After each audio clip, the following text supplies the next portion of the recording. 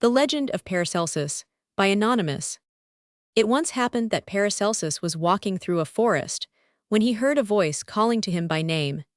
He looked around, and at length discovered that it proceeded from a fir tree, in the trunk of which there was a spirit enclosed by a small stopper, sealed with 3 crosses. The spirit begged of Paracelsus to set him free. This he readily promised, on condition that the spirit should bestow upon him a medicine capable of healing all diseases, and a tincture which would turn everything it touched to gold.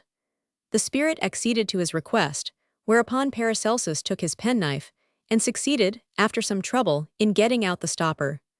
A loathsome black spider crept forth, which ran down the trunk of the tree.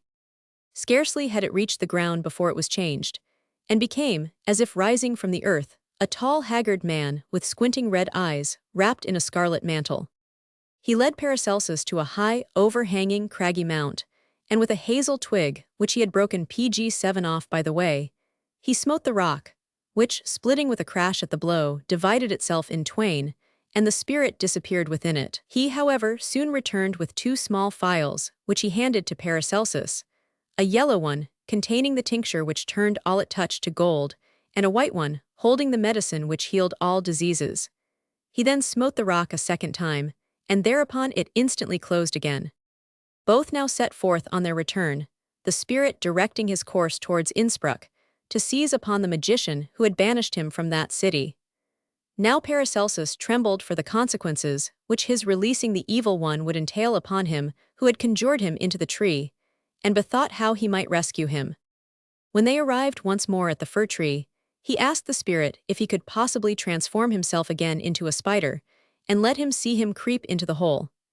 The spirit said that it was not only possible, but that he would be most happy to make such a display of his art for the gratification of his deliverer. Accordingly, he once more assumed the form of a spider, and crept again into the well-known crevice. When he had done so, Paracelsus, who had kept the stopper all ready in his hand for the purpose, clapped it as quick as lightning into the hole, hammered it in firmly with a stone, and with his pg8 knife made 3 fresh crosses upon it. The spirit, mad with rage, shook the fir tree as though with a whirlwind, that he might drive out the stopper which Paracelsus had thrust in, but his fury was of no avail.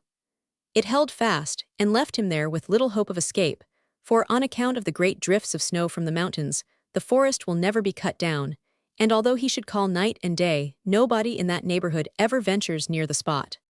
Paracelsus, however, found that the phials were such as he had demanded, and it was by their means that he afterwards became such a celebrated and distinguished man. pg9